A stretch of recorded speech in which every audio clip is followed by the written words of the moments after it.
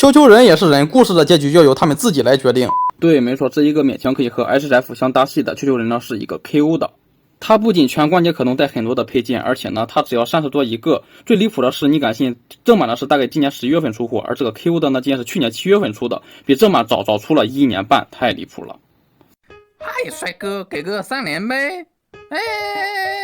要不是我现在才知道，不然的话，作为一个原神玩家，这一个 KO 的球球人我早就买了，对吧？注意，这玩意叫活动球球人，并不是什么飞姑妈、海洋堂、HF 啥的，毕竟职业程度还没出嘛，所以这玩意并不是贩卖的玩具，但确实是没有版权，对吧？盗版盒子嘛，核损正常，不过你这开掉了什么情况？反正是30来块的盗版盒子变成这个样子也不心疼，背后的文字还挺多嘞。不过呢，这些图片呢肯定都是卖家自己拍的嘛，毕竟正版没有出过，没有什么专业的摆姿势的人还有摄影。主要是你这 X 腿是摆的真难崩啊！你还别说，这个侧面拍的挺帅的，咱们打开看一下。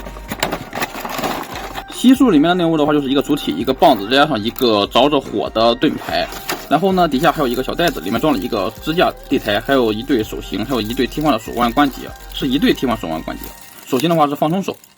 因为我基本上不玩6寸以上的人形成品嘛，所以说呢，关于这一个地台支架是哪一个厂子的，我也是不知道，反正肯定是贩卖的别的厂的，不可能是自己原创的，对吧？来一个大佬科普一下，这个是哪个厂子，是哪个系列的支架。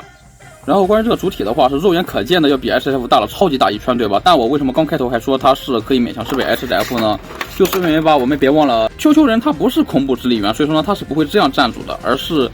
是这样弯着腿站住的，所以说呢，它蹲下来之后呢，就是和 HF 是勉强可以搭配了。因为头大身体细狗，再加上盗版不合理的设计，这些 buff 全都叠满了，你又以为它会直立站不住吧？其实它是可以的，因为呢，它身上的所有关节呢都是齿轮关节，所以说保持力度是没问题的。然后就可能有人发问了，为什么正版没有出过，它没有东西翻还能做的挺还原呢？这个吧，就是因为原神它游戏里面的大部分建模都是公开的，你就可以自己下载下来，然后加上关节出货了。就这大头娃娃，所以说呢，有着104克的重量。正玩身高的话，卖家说的是18.5厘米左右。我们拿一个 HF 来对比一下，很明显就是差不多。我们都知道 HF 呢是1:12左右的比例，然后呢，假面骑士他身高是1.9米以上，所以说呢，这一个我们拿官方数据来看一下吧，就是说，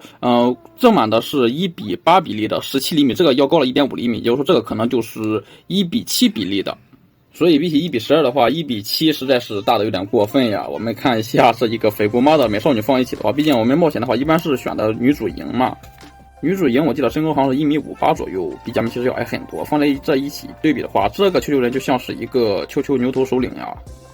所以我们必须让他这样弯下来腿，这样的话，不光是身高和我们平常玩的玩具呢是刚好搭配的，而且呢重要的是在游戏里面它就是这样弯着腿的，并不是那样直立站住的。然后你可能会担心他这腿弯起来的话，这怎么撑得住呢？其实他这一个后面裙摆呢，虽然说是软胶的，但是也是能扛得住的。我们让他腰再往前弯一下，这样的话就是能够撑住了，比直立站住还要稳定，毕竟是三角形嘛。你看这样他蹲下来弯下腰的话就勉强可以了。然后我们来看一下它整体的造型吧，就是说它这一个耳朵可以看到是做的不对称的，这个明显是更翘一些。比起建模肯定是阉割了一些细节，没有增加细节。可以看到这头呢是尖尖的，倒是没什么大问题。这么大块零件最要命的就是壳膜线的问题嘛，可以看到它的壳膜线今天处理的勉强还可以，至少离远的看就是不明显，而且呢也不算很肉，毕竟我们都知道模型这种东西它就是比例越小的话就越难开模，像这种这么大一个头的话，它做的越大它就是越好开模，所以说这个想翻车都难。然后这个面具呢倒也算是对称的，因为它只要不做真人脸的话，它确实是很难翻车。然后呢就是中奖了，有很多的脏东西蹭在上面了，不过没关系，毕竟球球人嘛，他在野外呢生活环境多恶劣了，弄得脏脏的不很正常吗？这样的话还更还原。然后这个面具上的图案呢是带有轻微的荧光效果的，其他地方倒是没这么有了。裙子上有一个类似于钥匙的图案，和这一个面具一样的都是一印，所以说呢是徒步翻车的。然后就是因为他一直在荒野求生嘛，所以锻炼的肌肉是很发达的。你看这腹肌、这胸肌多发达了，肌肉纹路做得出来就是归功于建模，它做的是比较详细嘛。这个 KO 真的只是把这一个建模给拿出来，然后再强行套上关节，可以看到它套的就是很单纯的、最简单的这种球形关节，不过呢是齿轮的球形关节，这个是哪个厂子的来着？想不起来了。反正就是说它浑身的这些关节呢，全都是齿轮关节，除了手腕，手腕不是，不过也是球形关节，最柔和的那种。它浑身这样最简单粗暴的套上这种关节呢，好处也是有的，就是说呢，就穿帮不严重嘛，毕竟它就是塞了一个最简单的关节进去了。然后两个胳膊上的绷带呢都是对称的，左右各3个。绷带没有包住的肉呢露出来之后是涂的色，可以看到呢没有什么色差，但是它涂的也太歪了吧。反正就是 Q 的优势嘛，涂的又歪又脏的，这样的话就显得好像还算是有点战损的那种效果，更自然一些。然后这个裙子就是这样的，这里有一个绑绳，然后就底下这2块摆，可以看到做的是很不自然，它就是切成了这一个形状似的，不过都是有褶皱效果。然后胯部底下呢，打底裤、胖子什么都没有，就连生殖器官都没有。球球人他也是要繁殖的，这样搞的话就像是无性繁殖一样。然后就是小腿这里会有一个绑腿，有金边，金边涂的也是非常的糙。然后就是脚趾还有手指呢都是白指甲，手呢是有5根手指头，脚呢是3根脚趾头。可动方面呢，因为它这一个头套呢把整个肩膀都包起来了，所以说没什么有可动，这样抬头低头幅度都很小，转动的话有一点点。肩膀的话平台幅度是能够接近90度的，大风车没问题，大臂这里没有平转，然后胳膊肘这里呢是可以平转的，然后曲轴的幅度是90度，手腕十分的灵活。胸部可动呢是它浑身上下唯一松的地方，前倾幅度比较一般，后仰幅度也比较一般。但是后仰的话，如果说你把这一块包住的话，是勉强能够卡住的，相当于一个限位，这样的话不会前倾后仰。但是你一旦拖出来之后呢，它这里就会耷了，毫无阻尼感可言。还好球球人它本来就是弯腰驼背的，所以说倒是影响不大，只不过这断层是真的难受。然后因为裙子的干涉呢，所以说它的胯部可动就比较一般了。侧踢的话幅度是达到120度左右，前踢幅度的话比较一般，勉强达到70度左右吧。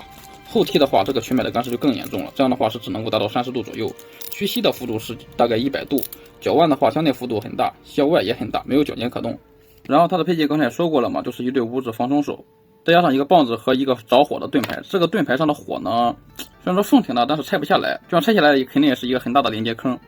虽然说这个火焰不是透明件的，但是做出来界面4还是挺漂亮的，盾牌上面的细节也是做的不错。然后给没玩过原神的解释一下，就是说这个盾牌是不会让它主动着火的，就是说是玩家让这一个盾牌着火，然后消耗掉这个盾牌，这样的话球球人就没办法防守了。所以球球人是不愿意让这一个盾牌着火的，但是愿意让这一个棒子着火，因为这个棒子着火的话就会附魔上火属性。我们看一下原神，它官方的就是说，是相反的，棒子着火了，盾牌没有着火。除此之外还多了2对属性，还有一个火堆啥的。最重要的是，人家的棒子可以选嘛，要么着火，要么不着火，可以替换的。然后这一个棒子的形状怎么感觉有点抽象的？就这个把也太细了吧，感觉这样一挥下去就会断掉。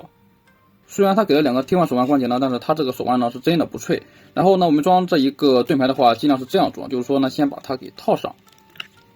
然后再装上这一个无指防冲手。这个无指防冲手呢，就起到卡住这个盾牌，不让这个盾牌往下掉。